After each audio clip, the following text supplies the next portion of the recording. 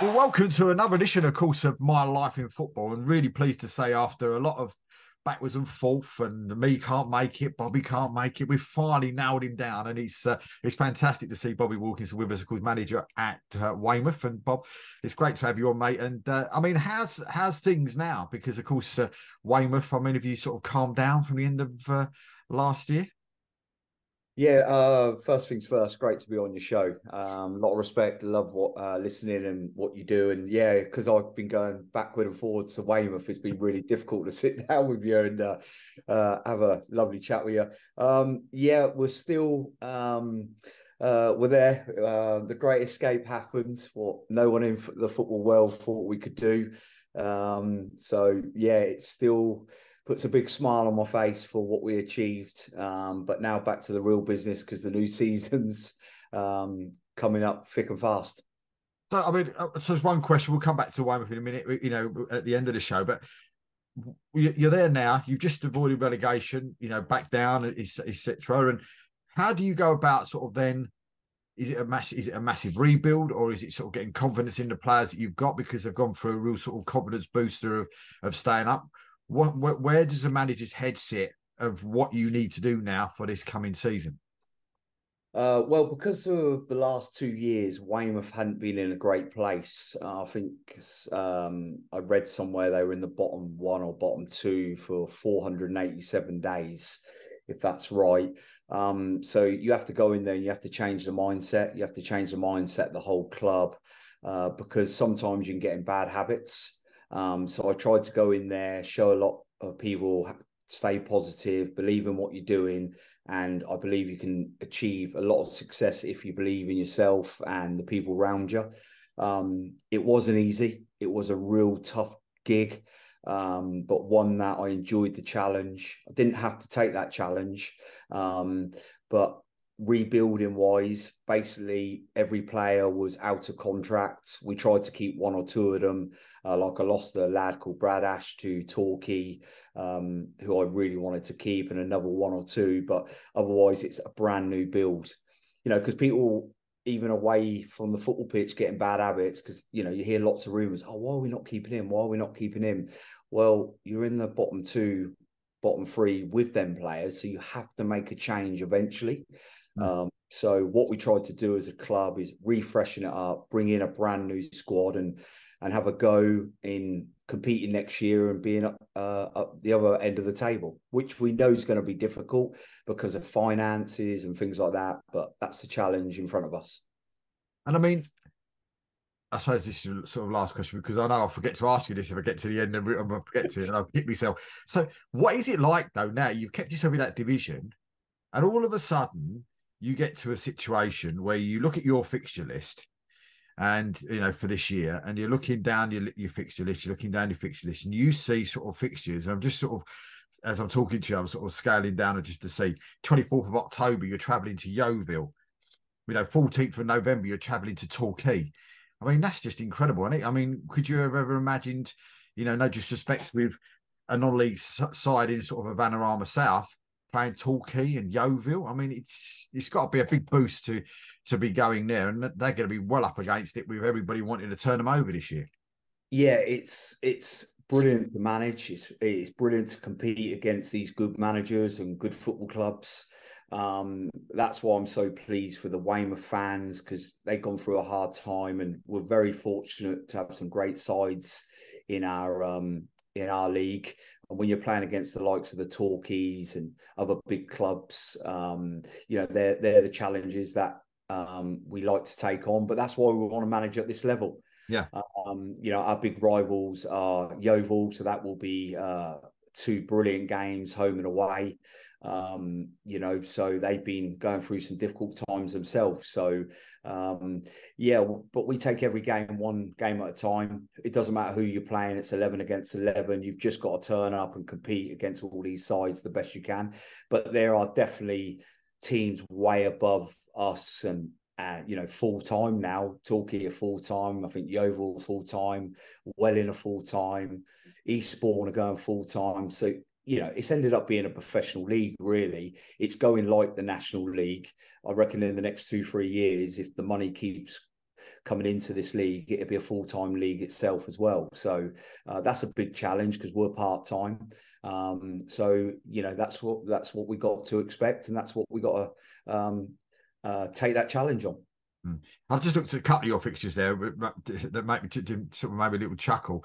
Was the 9th and the 12th of March, and I don't know if you know who those two are. You probably don't, but the 9th of March, you're travelling way up country, of course, to go and see your cross country to Aveley, and then 3 days later you got that big travel down to Truro. I mean, it's a completely different ends of the country.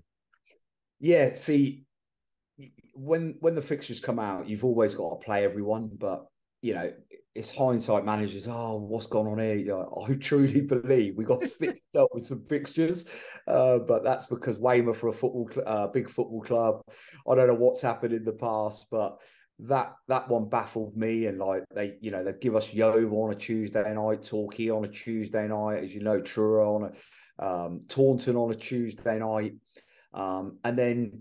The first week of the season, we go away to St Albans, and then that first Tuesday, we don't have a game. Why don't you overload us at the start of the season when everyone's hungry, fresh, before the winter comes in? It baffles us managers, all of us together. But we got some travelling to do this year, but that's what we signed up to. So I don't make them any excuses. That's what we got to do. You've got to be prepared to do the long distance traveling and be prepared to win a game of football. That's why you do a pre-season. We've done 5-6 away games to see how players can handle the traveling, but that's what's in front of us, and we'll take that on. Yeah, great stuff. So Bobby, go back then. Let's leave Weymouth for a minute, and we'll come back to them in a bit of time. But how did Bobby first get involved in football? So, I mean, where was your first sort of, tippy toes into this madness that is football? I mean, where was it? Was it at school? It was before school. It was a team called Barton Rovers. I just went up and started playing, and just started like any other kid enjoying the game. And then I started, playing all right and playing okay. And then you go into school wanting to play every day, just like my two boys do. And it went from there, and I've never looked back. It's been part of my life now for the last, 40 years. I started playing when I was 6, 7, so 40 years. And it's my passion. It's my family's passion as well. And it just went from there. So when you first sort of play, was that one of those sort of things where mum and dad were taking you to Barton Rovers? Yeah, mum and dad were taking me, and then I started walking up there to play when I was 11, 12, just around the corner, because I loved it so much. We used to go at the park every day and play. Remember, you didn't have social media there. You didn't have all these games. I remember I used to practice with a tennis ball against the wall just outside my house. It was them sort of things, because you wanted to get out of the house then, but the world's changed a lot now. I don't think I'd let my kids out of the house as long as what I was out of the house, practicing, playing football. But that's a different era then. It's like text me when you get to there, text me when you're on your way back home, isn't it now? Yeah, it is. Yeah. Follow them on their phones where they are.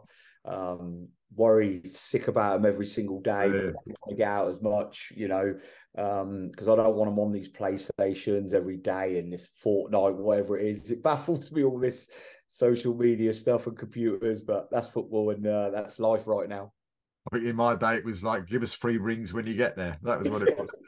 I used to go to a phone box and ring my mum and dad just at the park, and then get my dad to come and pick us up when we couldn't walk home because we was tired.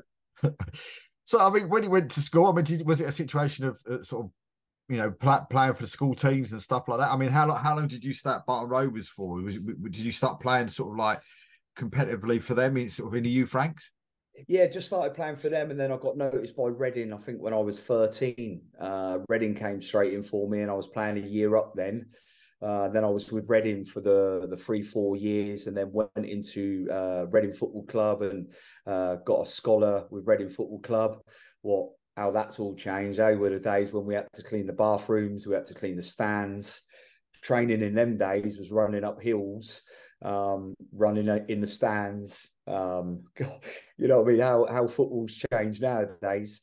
But sometimes I think it would do players the world of good to go and see what we had to deal with. Yeah.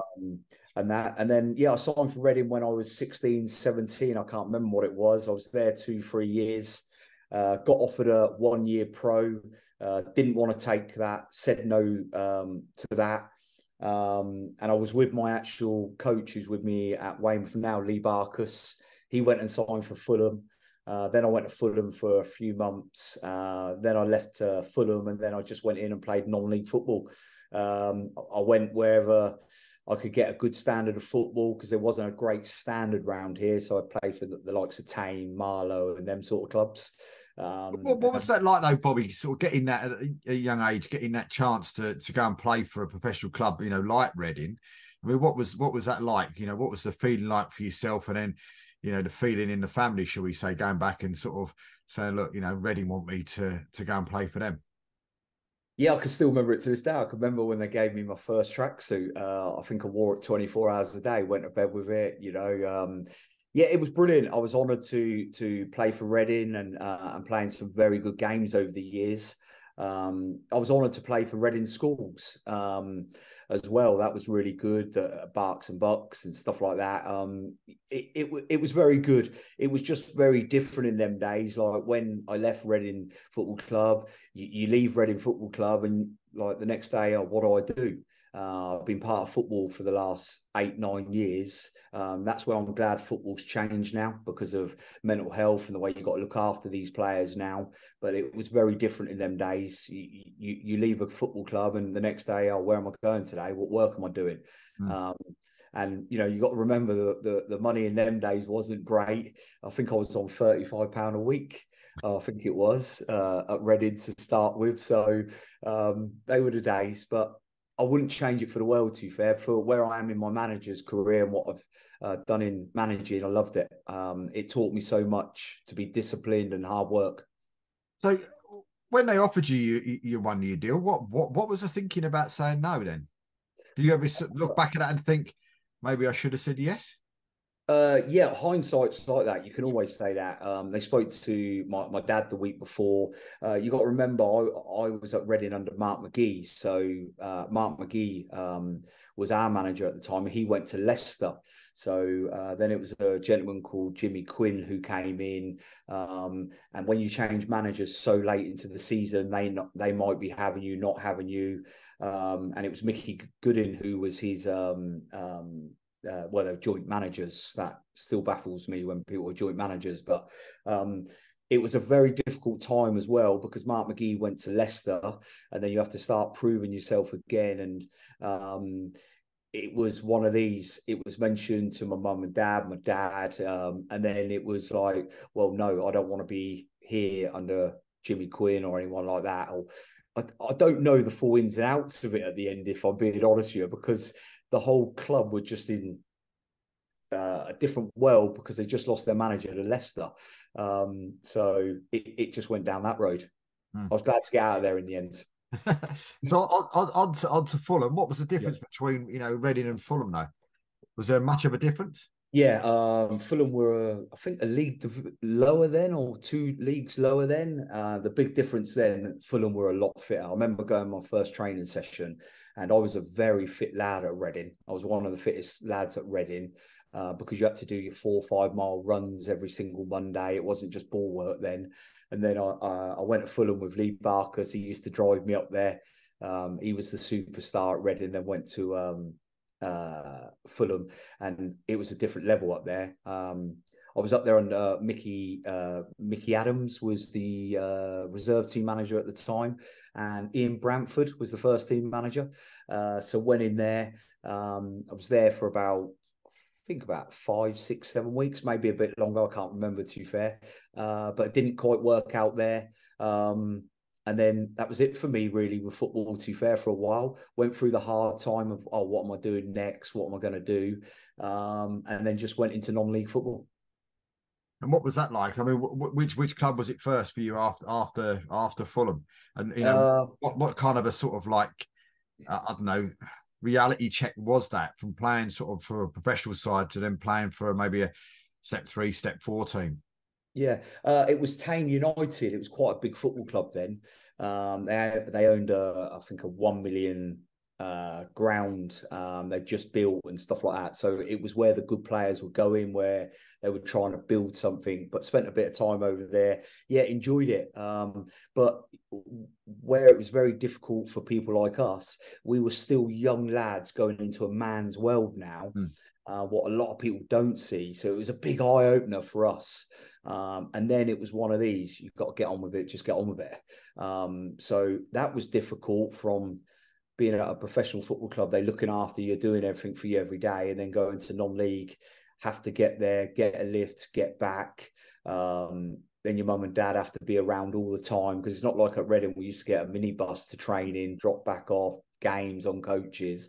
So that was difficult for everyone, but a great learning experience. And I love playing, but difficult to get into the team. Then when you got into the team, it was brilliant. But then an experienced player would get in front of you, because you think you're not learning, don't you, at the time? But when you're back now, yeah, it definitely helped to go on in your career and earn some good money in non-league football. Any sort of memorable early games for you, either at sort of Reading, Fulham, or Tame, that you can sort of it always sticks in your memory? Reading is when we went up to Leeds, but that was school actually, and I think we got beat 2-1, and we would have made the final. But to play at Ellen Road was fantastic. I think we're the first team in Reading schools to do it for many, many years.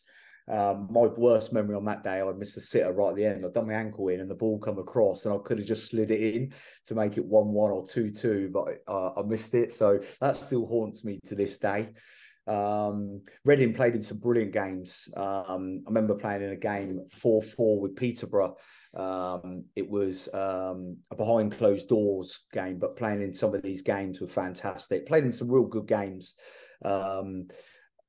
Didn't really get around the first team, but trained with the first team. Really enjoyed that, being around the first team. James Lambert, all them players, Simon Osborne, Adi Williams was brilliant there. Phil Parkinson, the Wrexham manager, but they were good. And for Fulham, played a few trial games up there. Played against Tottenham with Barkus up there at Fulham. That was a really good experience. That only helped me in my career in playing in non-league football, them sort of games. But there was, I'll be brutally honest, there was loads. I can't remember half of them, to be fair. So how long was you at Tame for? One season. And then I come closer to home. I signed for Marlow. Played for Marlow for a year. They were going for it that season. They were spending some good money. We wanted to have a good season and go up to, I think it was step 2. I can't even remember what the steps were then, to be fair, because it was all different. The leagues were different in them days. So yeah, really enjoyed that. Fond memories of Marlow. That was had some brilliant time with some players over there. And then I went to Henley then after that. And started my manager's career really from there. So what made you give? Was it just your body sort of telling you it's time to give up playing and go into management, or was it a situation where you just had that sort of, pull to go into to management? I don't know what it was. I just thought I was going to go into management quite early. It was something I just liked to listen to the managers, listen to what they do. I knew I was going to do things very, very different to how the days were there. Like I played for Burnham for 2 seasons as well under a gentleman called Jim Greenwood, and he was the loudest manager I'd ever worked under. The way he spoke to his players in them days, if you did it now, you would be fired or you wouldn't be allowed football. So I just wanted to go into football management when I finished playing football. I finished when I was 28 because I had 2 Gilmore hernias. I'd had injuries all the way through my career, but I just didn't want to leave the game. I don't know what I would have done if I left the game, even if it was part-time football. So yeah, I left when I was about 28 and just thought, right, here we go. Let's see how I could get on. So I mean, taking up that, how on earth, when did it sort of come about What, did you say the first manager job was Henley? So what was that? Just saw that job coming up, applied for it, or was you No, approached? no, yeah, I was at Henley playing there, Right. and it was the youth side I took over. I took over a youth side, so I wanted to start at the bottom. I said to my dad very early, I'm going to start at the bottom, and I'm going to work my way all the way up. So I started with the Alloy counties over there, and I've done the Alley counties over here at Reading Town as well. Don't know if you've ever heard of them. It was Reading Town then. They folded now, and I enjoyed that, and I started winning games, and I started to work on a few things, and I got the buzz out of winning. I got the buzz out of coaching young lads, and I wasn't even a good manager or a good coach, but I knew how to manage and make the young lads feel good and get, play well. Because I didn't think it was the right to be having a go at them and shouting at them, even though I did at times, because sometimes you think that's what you needed to do. So, that was a big learning for me straight away. You don't get anything by shouting at these players or ranting and raving. There's a difference in passion and ranting and raving for me in football. So how long was you doing the youth stuff then before you sort of decided that there's bigger fish for me to fry, shall we say?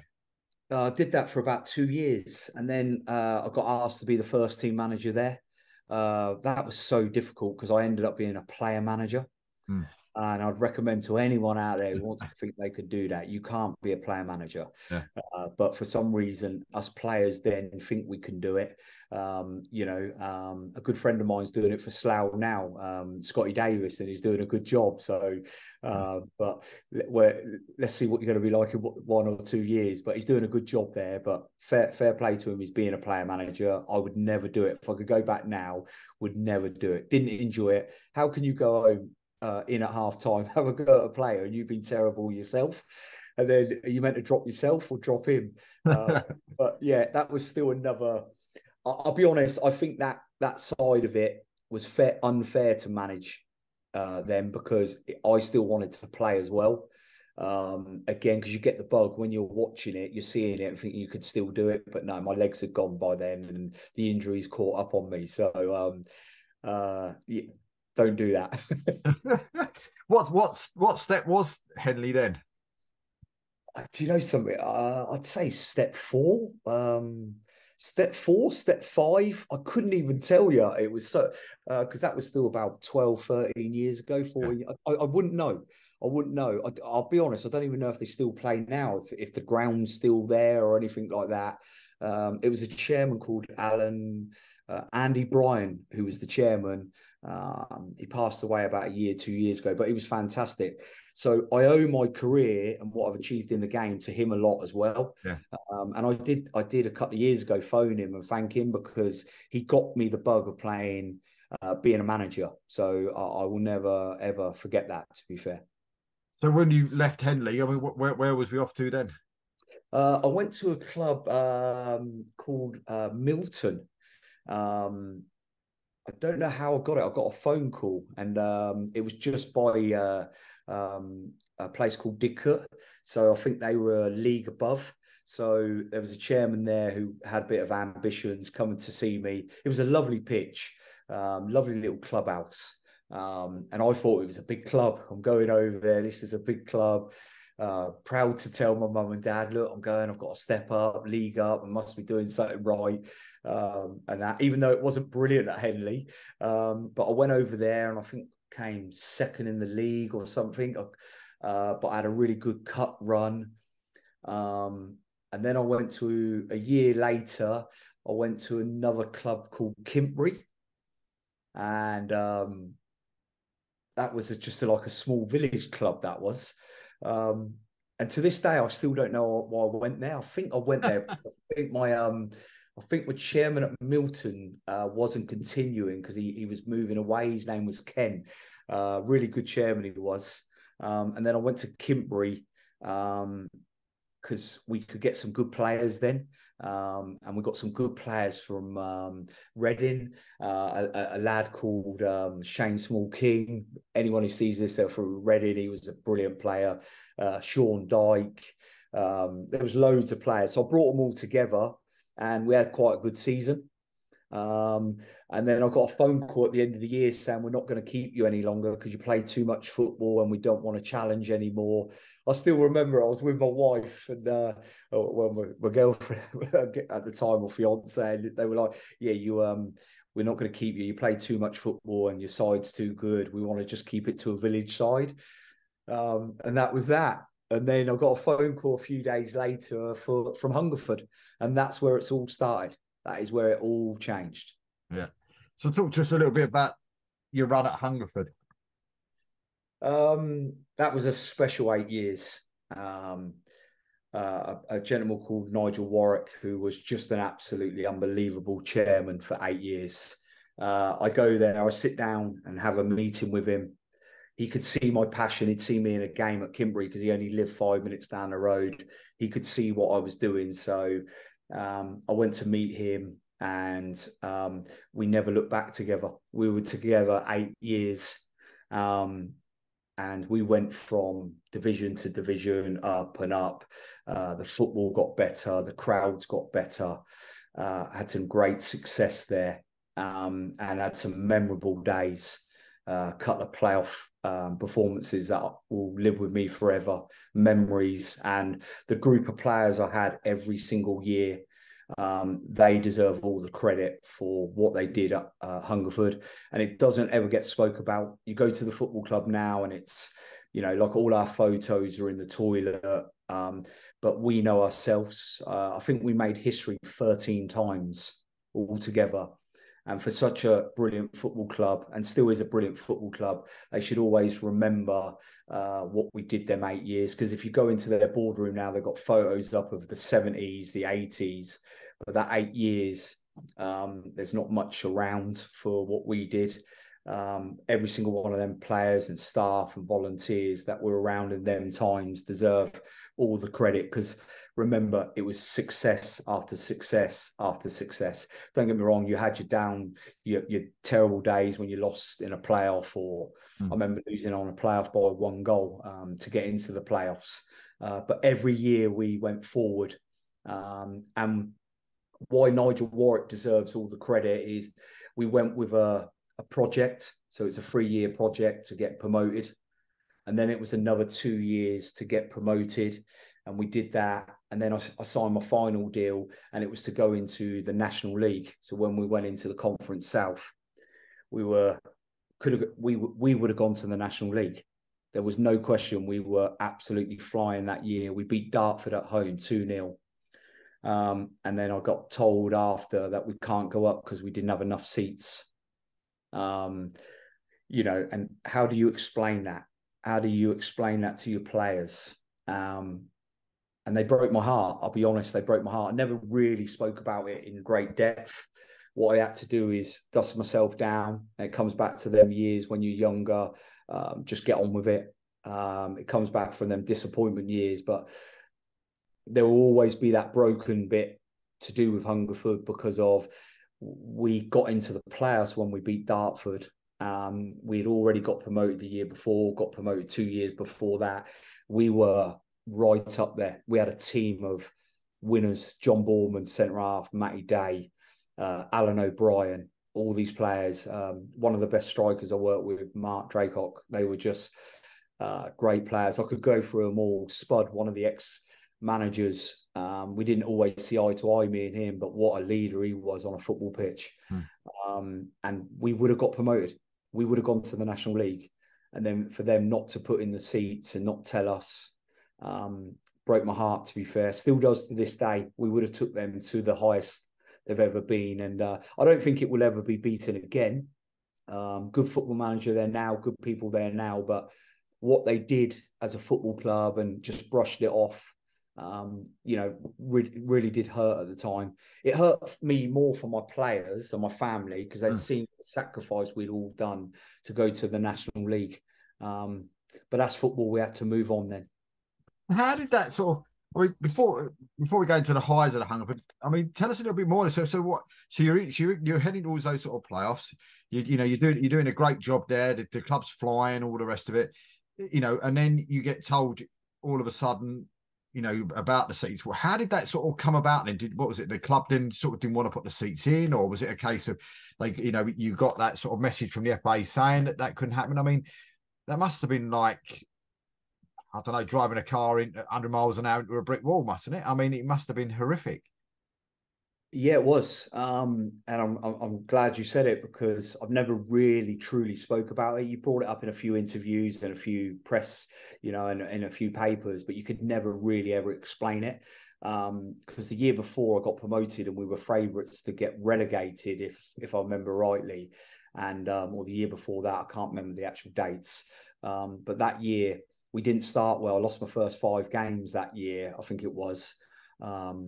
I can't remember it or how it started, but all I do remember is we started finishing the season flying, because I always brought my teams after Christmas. Let's go, because it's never how you start; it's how you finish. And that comes back to the start of even our conversation earlier when you and me were offline. Too many chairmen fire their managers too quickly. If a chairman had fired me quickly, I might have lost my job a few other times. But if you stick with that manager and you stick with them players and you believe in your philosophy and you believe in what you're going to achieve, you'll always achieve it eventually. We'd just beaten Dartford 2-0, and I still remember the game to this day. And we were absolutely flying. And I turned around to my assistant manager, Jamie Leacock, at the time, and said, I'm going to make another promotion here.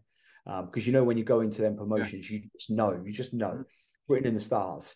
I know people might find that really, or think, nah, no way. But that's how I felt as a manager.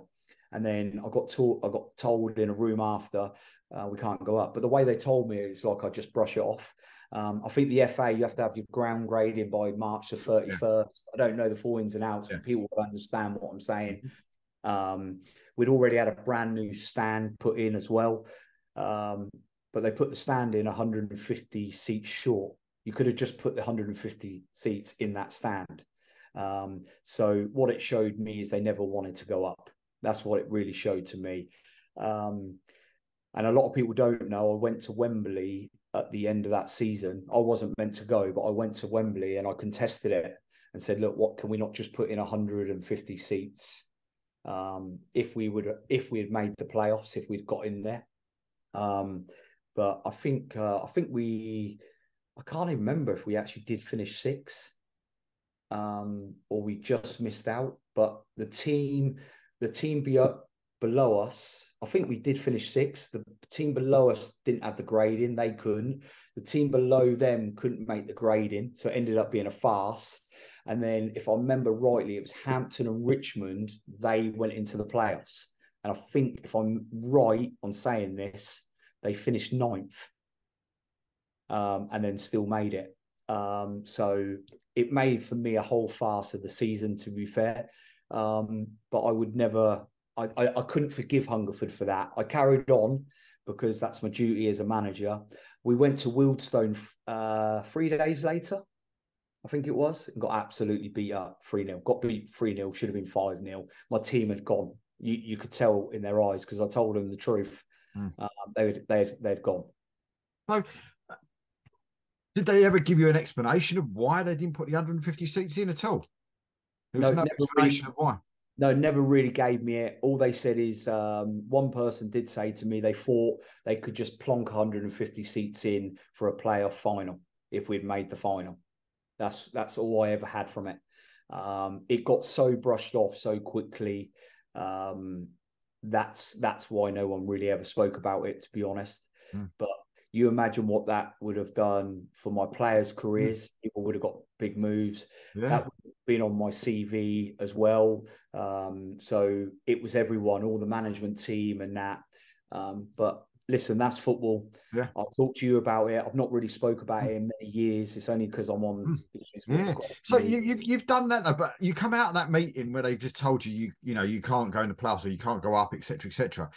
How then do you then, as a young manager, and because you're still a young man now, going into that dressing room, did you have to go? Did you go straight into dressing room? Did you have time to talk to your team first? Your management team first, and say, look, we need to have a chat, guys. This is what I've just been told, and then go into that. Or did you just go straight back in?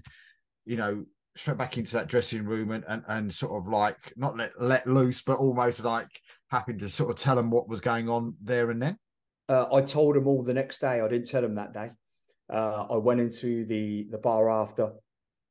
I wanted to show Dartford respect. I didn't want it to be doom and gloom or anything. I still hadn't processed what was going on, if I'm honest with you. So no, I didn't tell any of my players straight away. I kept a lot of it from my players, to be honest, because how brilliant they'd been, because I felt like I'd let them down and the club had let them down. So I didn't really go into it a lot. I remember telling, I think it was John Boardman, Matty Day, some senior players the next day. I can't remember when I actually told the whole group. I think I might have told them the next day, or it was the day after. It was before we had Wealdstone, because we went to Wealdstone and we were just absolutely terrible. But I think it was the next day. And was that a case of sort of players then sort of looking at you going, what's the point type thing? Did you get that drift from them straight away? Because I think if that was me, somebody told me that, I think I'd be sort of, even myself as manager would be going, well, what's the point then? Isn't that, you might as well just play the kids for the rest of the, for the rest of the season. 100%. Yeah, it was definitely tools down, because it was the first time actually in my manager's career I didn't know how to motivate. How do you motivate someone that you've just destroyed their chance of going to play in the National League? And it would have been certain players' highest ever position playing in that standard. I can imagine then there would have been some brilliant clubs in the National League then, like we were talking about Torquay in our league now and these other clubs. But it wasn't a nice feeling. I still remember saying to my family, how do you now motivate? And when we played Wealdstone, the reason that game stays with me so much, because I felt I'd lost a little bit that day myself. And I had to really kick in and think, how do I get this back? I didn't know what to do for the first time in my manager's career, because I can't lie to them. If you win today, lads, we're in the playoffs, we're going up. Yeah. So, yeah. Going back and thinking about it now, when I'm speaking to you, all I remember, it was a tough time. And yeah, it's hard to explain even here now what you could say to a player when I didn't know myself. So, but I honestly, truly believe there were certain people at Hungerford will never, ever to this day realise what they actually did. They brushed it off like it didn't hurt us. Well, it did, because we loved the football, we loved the game, and we loved the club at the time to bring them success. What about you though? You've spoken about how the players felt, and also how did you get over that sort of period of time? I mean, how did that affect your sort of mental health and whole round being, I suppose? Because that must have been some kind of a, like somebody always walking up to you, kicking you in the ghoulies almost. Mental health is fine. I dig in. I keep trying to move forward as a person. But let me make one thing clear: it was never easy. What they did is they made me go the opposite. I wanted to fight harder as a manager, and I wanted to fight harder to keep winning, because I felt in the end they didn't even want me to win, because every time I kept winning, you could tell there was people on the board, or there was people there that didn't want us to keep going up and up and up. So they didn't realise for a good couple of years, every time they didn't want to keep going forward, I worked harder to keep winning. So that was my way of going, if you want to keep trying to knock us or stop us, we're here. Because the chairman was fighting a lot of that as well, Nigel. It's very hard to explain. When you're at a football club, especially non-league, you always have people that don't want to go up. They're happy to stay where they are. That's football. But as a person, such a difficult time, because it's coming right before the end of the season. Really, really difficult time. But when I look back now, it made me who I am now when I've gone through difficult times at Wealdstone, Weymouth last year, when I went through difficult times at Bracknell. It's made me who I am, because I do think about them times quite a lot. If I can handle that sort of pressure, I can handle, what's being thrown at me here. So you go into pre-season, then you go to the end of the season. Where's your mindset at then? And was you still at Hungerford for the following season, or did it really make you think, Well, no, listen, I need to sort of give me cards in here and try and find something else. My chairman, Nigel Warwick, offered me a new contract. I said no. I stayed on as manager. I'd done pre-season. That was my worst regret in football. I shouldn't have done that. That was me being unfair. That was me thinking about myself because I wanted to stay in football, because you're always worried when you're out of football, you're going to get back in football. I've never actually ever said that, but that was the one time that I was wrong, because you're signing good players. But I always knew if another club come in or something came in football wise, I was going to leave. I owed no loyalty to Hungerford in the end, but I shouldn't have stayed for them 2 months that I did before I went to Wealdstone. I should have gone out of football, took a breather, gone and studied, learned a little bit more, and then continue. So in football, that was one of my regrets. So from there, then a couple of months later, onto sort of Wealdstone, completely new sort of page in the book, shall we say? I mean, how did that sort of come about, and did you feel then back to the old sort of Bobby as such when you walk in the door there? Yeah, I had a phone call from a gentleman called Peter, who was just another brilliant chairman. Still in contact with Peter now. He comes and watches some of my games now. So just like Nigel Warwick comes and watches some of my games, and still in contact with Nigel. When the phone call came, we went and met in a hotel. And I just knew after 10 minutes, this is the club I want to go to. Brilliant fan base, brilliant people. And I knew it took a few days to sort out a few things, the deal and stuff like that. But it's where I wanted to go. And memorable times, brilliant times, difficult times, challenging times. It had all. It had its highs, it had its lows, but I wouldn't change it for the world. Brilliant club, brilliant special club. How long was you at Wealdstone for? 18 months. Right. 18 months. 18 months. Brilliant 18 months. Absolutely loved it. Learned so much. You're at a big football club, remember. You've gone from Hungerford, that are a good football club that we made into quite a big football club, but it was still a small non-league club compared to the likes of Wealdstone, it was just massive. Fan base was just crazy, but very loyal. We'll let you know when you're doing it wrong. We'll let you know when you're doing it right. But brilliant fans, brilliant people, so passionate there. Challenging times sometimes when you're not playing well, because you hear everything at that football club, and they let you know when you're doing it wrong. But that's the job you take on. I think I maybe didn't understand how big the club was when I first went there. People told me how big it was, but then I did understand what it was, and I enjoyed how big it was. I think some of the stick you took and some of the grief you took and the way the players took stick, I was managing players that played with fear at the start when I went there, what was really eye-opener for me, because they couldn't handle the pressure. Nothing wrong to them. I just don't think they realised how big the club was. But yeah, big eye-opener that was, but absolutely loved my time there. Brilliant. Was their most famous fan? Did you get to have a chat with him? He was brilliant to me and my family. Still speak to him now. A lot of people speak not great about him when I go to places, but he is an absolute legend. What a lovely man. What a humble man. Does a lot for charity as well. Couldn't speak any highly of him. He was brilliant to me and my family, and I still stay in contact with him now via text.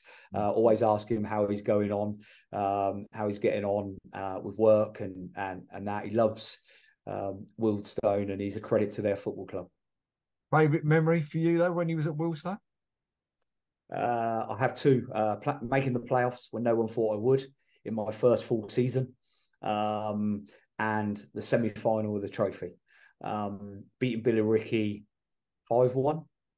The manager came out, Glenn Taplin, said if he loses to me and Wealdstone, he will sack himself. The Wealdstone fans will remember that. And I think after the game or 2 days later, the Wealdstone fans, if they see this, will understand why it's so funny. I think he sacked himself, if I'm right. I think the Wealdstone fans will know that better than me. And then I think he reappointed himself 2 days later. But Glenn Taplin was a nice man. I got on well with him. I'm in contact with him sometimes as well. But we beat them 5-1. I signed a lad called Bradley Bubb the day before. I threw him straight in the team and he got a hat trick. And we went there, and I don't think they'd lost at home all season or whatever it was, but they were on a great run. That was a great memory. The memory of the semi-final, we just played against a brilliant team, Brackley. And sometimes you just got to hold your hand up. We went there, got beat 1-0. I think it was a late strike in the top locker, very, very good goal. And then they dominated us at home. I can't even remember the score, 2-0 or 2-1. But they deserved to go through to the final. And people say to me, why was that such a good memory? Because that year I took over a team that wasn't mine on paper.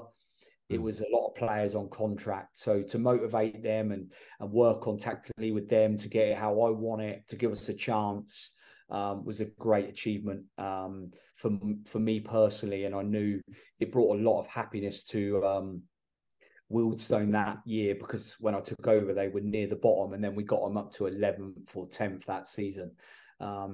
And I think we would have made the playoffs that year if we didn't do well in the trophy, because we had a lot of games cancelled, and then we had to go back to back quite quick in a few away games. And I think we would have made the playoffs that year. But ifs and buts, in it, people will have their opinions on that as well.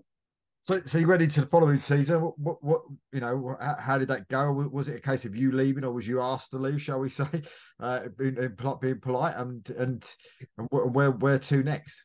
Loads of speculation about that. I heard I was told to leave. I heard I left. I heard this. I heard that. At the time, we had a chairman called Rory, and he was a very, very good chairman. But I was working under another chairman, and then this chairman came in, and there were two brilliant chairmen. And I get on really well with Rory now, and I think Rory would agree with me. We basically parted company on good terms. I think it was time for me to go. I just took him to the playoffs. I got beat 3-2 at Woking. That was an unbelievable game. But I phoned up Rory. I still remember it on the 9th of May, what it was, and said, look, I think I need to go. And he agreed to it. And that's how it was. He didn't sack me. Well, loads of speculation out there. So it was just one of these. It was the right time. And if I'm being real, I wasn't going through a very good time in my own personal life. That's the first time I think I was struggling. And I think Rory would support me on that, and did support me on that, because I'd been going year in, year out, game after game, pressure. And it was a difficult time for me then as well. And then I was working under two chairmen in one season as well.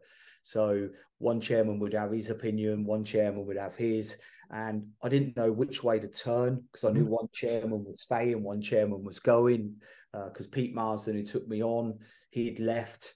So I don't think I was very easy to manage then as well.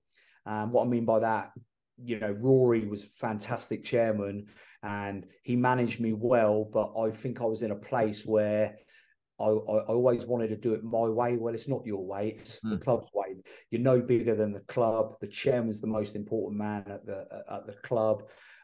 So that part of my life was a great learning part as well, because you're no bigger than the club. And if I'm being honest, I thought I was untouchable then at one stage as well. Never said that years ago, because what I did at Wealdstone, I thought, yep, okay, no problems. And I had a lot of clubs speak to me then as well. A lot of clubs, a lot of people wanted to speak to who represents me. We're talking a league above now as well. Went to meet one or two of them. And I was going to sign one deal at one place and we didn't sign it in the end. And I'm glad I didn't. But I was glad now the break for the 2 months or 3 months that I was out of football. I needed that. I truly needed that. So from there, you a couple of months out. Where did you get the SOS call from? Bracknell Town. That was it. I met Bracknell Town chairman. I got a phone call on a Saturday. I was in Centre Parks, spending a bit of time with the family. I was going through a hard time myself because I was out of football, but glad to be having a break as well. I wanted to keep getting back into football if that's right. It was the time, and then it went back to our discussion offline. Then I started worrying, thinking, "Oh my God, am I going to not get back into football now? Even what I've achieved at Hungerford, what I've achieved at Wealdstone." And then I got the call. Literally. So it was just a brilliant call in the end. So yeah, so we're saying, SOS, from Bracknell, that sort of comes while you're, as you said, at Centre Parks, and then how long did it take you to go? Yeah, great, I'm in there, I'm taking it. Yeah, I went to meet a chairman called Kane, and yeah, he sold it to me straight away. He was first class.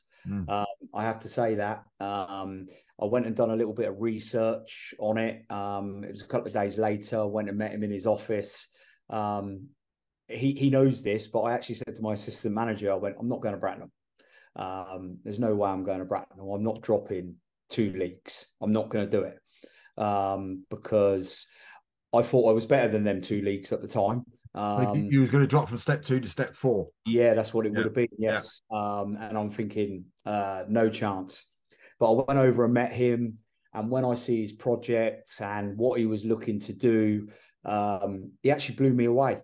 And when I've done a lot of research on him and everything, people were like, "No, you don't want to go out there. He sacks his managers left, right, and centre." He won't mind me saying that. But then he was most probably learning what he was doing, and he was sacking managers till he got the right one. So I went and met him. I rang my assistant manager a couple of hours later and said, "I'm going to take this job. I guarantee I'm going to take this job." And my assistant manager couldn't believe it because we'd done so much traveling over the years. It's only 20 minutes down the road, and never looked back at Bracknell. It was such a special time.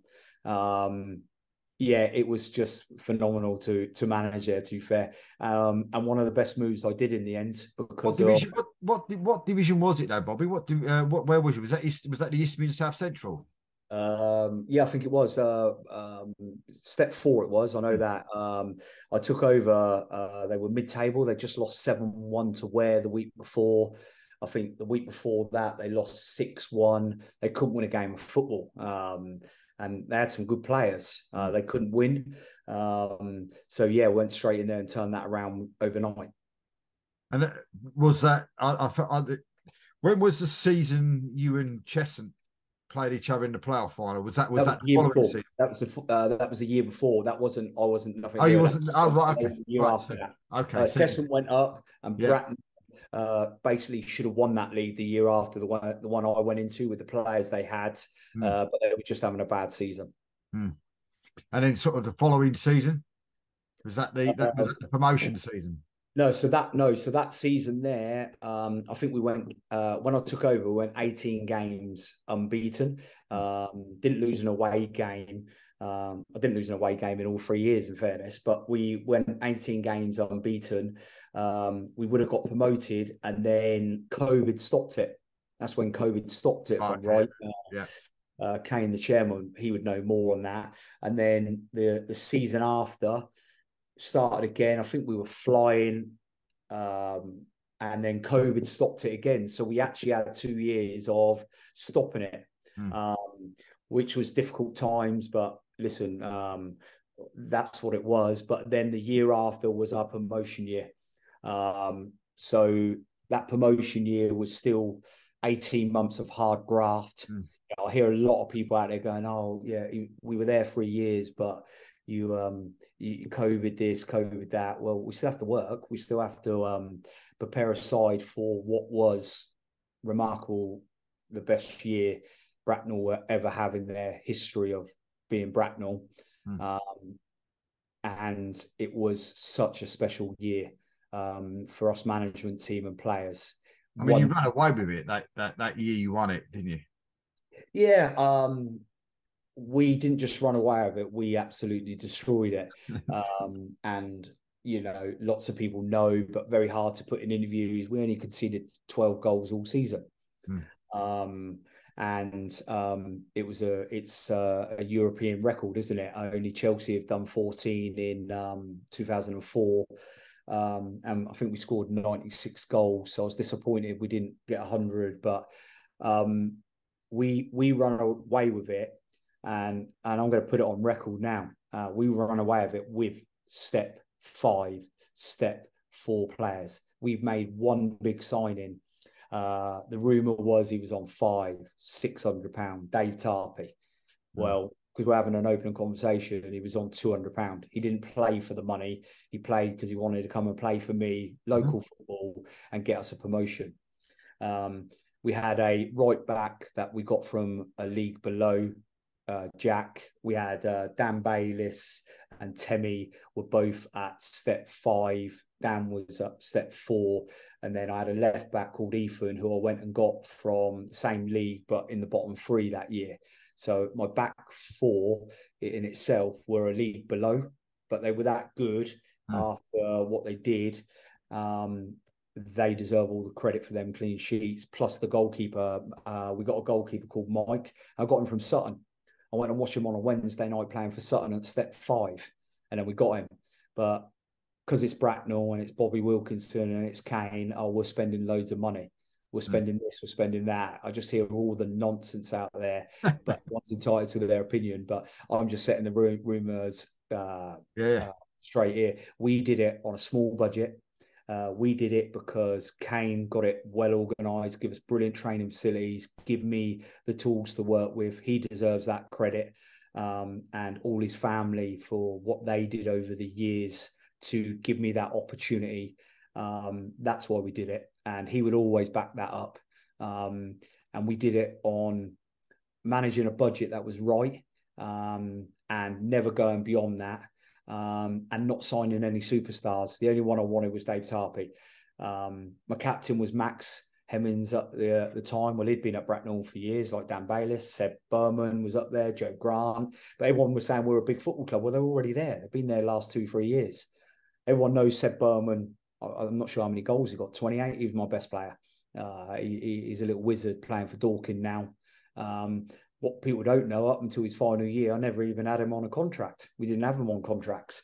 Any manager could have come and got him, but they just assumed because they were with Bracknell, they're on big money, and with Bobby Wilkinson, they're all on contracts. Well, there wasn't. We had 2 or 3 on contracts. And then when I heard Seb left, I heard the club picked up a good fee for him. So I'd done my job on Seb as well, and now he's playing for Dorking and playing really well. But the season from start to finish was electric. You would never beat us. We would have beaten any step 2 side that year, any step 3 side that year. We would have beat them all. We were just in the zone and unstoppable. And when you have them seasons, you just got to enjoy it. So with that season, you come to the end of that season. How?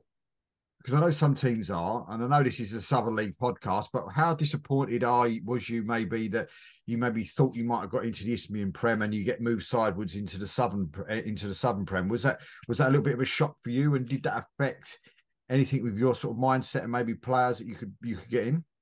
No, we had just such a brilliant squad. They were always going to sign for me. They didn't like that. Some of them are still there now. They signed for me. They signed for Kane. They signed for the club because it's a brilliant club. It's a club on the up. It was a club with potential. It was a club what wanted to go to the next level. Everything the chairman said he was going to do, he was going to do. It got held up on a few little incidences because of COVID, but he stuck at it. He's determined to do what he's got to do. I'll be honest, I didn't care what league we were playing in. We would have beaten anyone in step 3 as well. So you go into that season, which I think, if I'm right in saying, would that be up to last season now? Yeah, I played done the first few games, done the first 2 FA Cups, I think it was. Built an unbelievable side again. Brilliant side, brilliant people, brilliant players. We would have got promoted. They should have got promoted. Let's not beat around the bush. They didn't get promoted, but they should have got promoted. Rescue penalties, eh? Yeah. But they still had I left them with the tools to get promoted. I left them with everything they needed to do to get promoted. My biggest achievement at Bracknell wasn't that what I achieved on the pitch. It's what I tried to help off the pitch as well, by giving them good players, letting people know Bracknell Town are a big football club. And that's my only concern with Bracknell now. Please don't go back compared to where you were and it be a local club, because you are a big football club with a great chairman and great fan base as well. They're all great people there.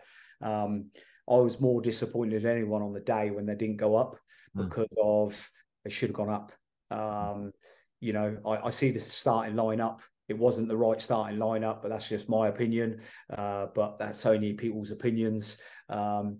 If I'd played Truro that day, I would have been Truro that day, because my boys just know how to win them big games. But they still had a brilliant season. They did. But the players deserve all the credit just for how good they were, not just on the pitch, off it. I've never been part of a team as brilliant as what we were. When you talk about families, you try and build families. This was just something different. If we'd stayed together, it could have gone where it could have gone. But because of football, sometimes you don't stay together, and that's football. So where was the cut-off point for you then?